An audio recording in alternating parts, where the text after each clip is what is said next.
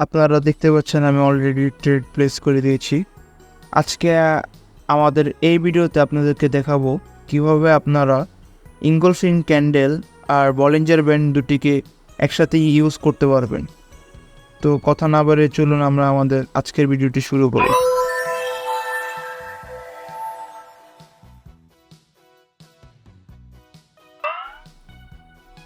স্ক্রিনে আপনারা দেখতে পাচ্ছেন এখানে দুটি ক্যান্ডেল হয়েছে, যে এই দুটি ক্যান্ডেলকে আপনার ইনগলফিং বলে, ইনগলফিং ক্যান্ডেল।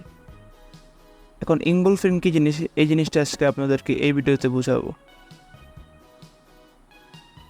আপনারা দেখুন মার্কেটটি এখন একটি আপ ট্রেন্ডের দিকে যাচ্ছে।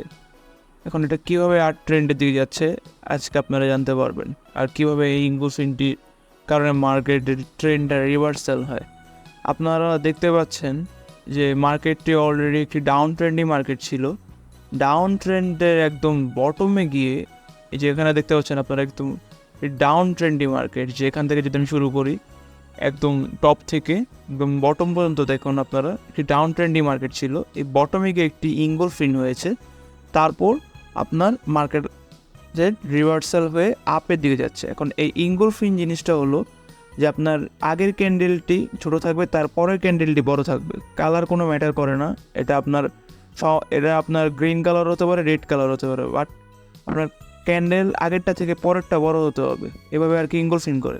ইনগলফিং মানে হলো যে আপনার এখানে এটা দিয়েই বোঝায় আপনাদেরকে, এখানে একটি সেলার ক্যান্ডেল, একটি বায়ার ক্যান্ডেল। সেলার ক্যান্ডেলটি থেকে বায়ার ক্যান্ডেলটি বড় হয়েছে, এটা দিয়ে এটা বোঝাচ্ছে যে বায়ার ক্যান্ডেলটা অলরেডি সেলার ক্যান্ডেলকে টেক ওভার করে ফেলছে, যেই কারণে তারপর থেকে আমরা রিভার্সাল দেখতে পাচ্ছি যে এখানে একটি আপ ট্রেন্ডি মার্কেট শুরু হয়ে গেছে।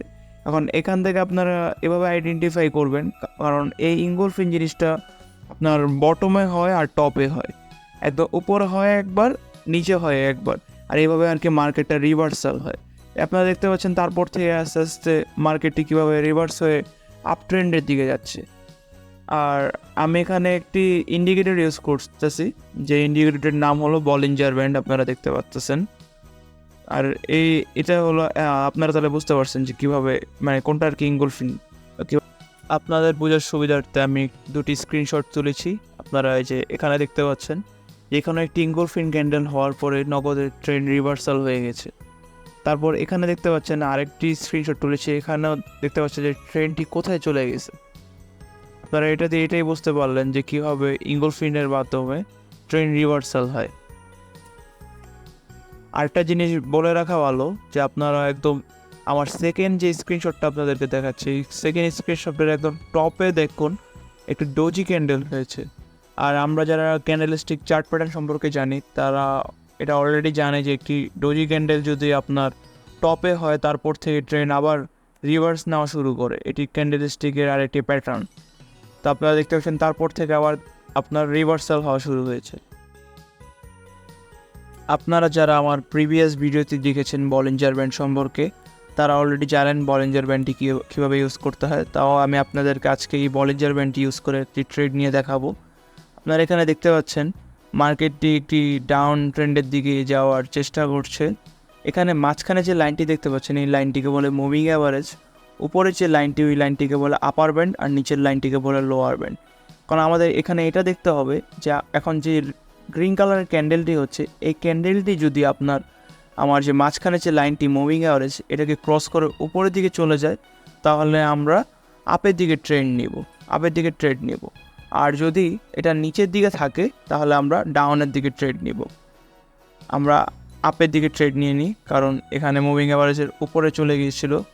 যদি এই ট্রেডটাতে আমি শিওর না, কারণ আপনার এই ট্রেডটাতে যে গ্রিন কালারের ক্যান্ডেলটি হয়েছে এটাকে স্ট্রং বায়ার পজিশন বলা যাচ্ছে না, কারণ মুভিং অ্যাভারেজের সাথে ছিল ক্যান্ডেলটি, উভয় ক্লোজ হয়েছে। দেখি এটা কী হয়। এখন আপনারা দেখতে পাচ্ছেন যে এখানে ক্যান্ডেলটি অলরেডি রিভার্স হয়ে গেছে, রিভার্স হয়ে ডাউনের দিকেই যাচ্ছে। তাহলে আমাদের এখানে ট্রেডটা নেওয়া ভুল হয়েছে। এখানে যে কারণে আপনারা এভাবে ট্রেড নেবেন, যখন দেখবেন যে মুভিং অ্যাভারেজের উপরে খুব ভালো পজিশনে বায়াররা থাকবে বা সেলাররা যদি খুব ডাউনে থাকে আপনার মুভিং অ্যাভারেজের নিচে, তাহলে আপনারা ওভাবে ট্রেড নেবেন। এখন আমার যে ক্যান্ডেলটি যে ডাউনে যাচ্ছে এই ক্যান্ডেলটি যদি মুভিং অ্যাভারেজের একদম লাস্ট একদম শেষ পর্যন্ত যদি এই ক্যান্ডেলটি যায়, মানে ক্যান্ডেলে অলরেডি আর 8 সেকেন্ড 7 সেকেন্ড আছে, কিছু সেকেন্ড বাকি আছে, ক্যান্ডেলটি যদি ডাউনেই থাকে অলরেডি মুভিং এর নিচে, তো আমরা এখানে ডাউনের 2টা ট্রেড নেব।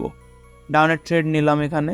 আমি এখানে ডাউনের ট্রেড এই কারণে নিলাম, কারণ এখানে আপনার যে রেড কালারের যে ক্যান্ডেলটি হয়েছে, এই ক্যান্ডেলটি আপনার মুভিং অ্যাভারেজের নিচে চলে গিয়েছে, যে কারণে এই জায়গায় আমি ডাউনে 3টা ট্রেড প্লেস করেছি। আর আপনারা এখনই দেখতে পারবেন কীভাবে ট্রেডটি চেঞ্জ হয়ে আপনার ডাউনের দিকেই যাবে। একটু আপের দিকে দেখাচ্ছে, কিন্তু এটা এন্ড আপ আপনার ডাউনের দিকেই যাবে, আপনারা দেখতে পারবেন।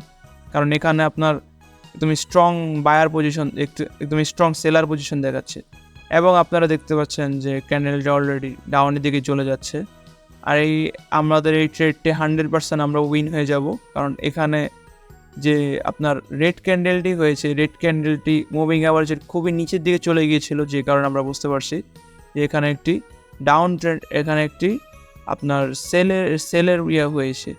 আর ওখানে যে গ্রিন কালারের যে ক্যান্ডেলটি আপনারা দেখতে পাচ্ছেন, যে আগের ক্যান্ডেলে যে আমি ট্রেড নিয়েছিলাম, ওটা আমাদের আসলে গোল্ড ট্রেড প্লেস ছিল, আমাদের এর পরে ক্যান্ডেলের জন্য অপেক্ষা করা দরকার ছিল। আপনারা যে কারণে ট্রেড যখনকার নেবেন খুব বুঝে শুনে নেবেন, আর খুব ভালো মতন অ্যানালাইসিস করে নেবেন ট্রেডগুলি।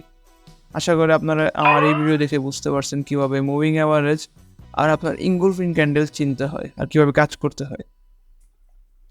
এই দুটি ক্যান্ডেলের কম্বিনেশনে কীভাবে আপনারা কাজ করবেন।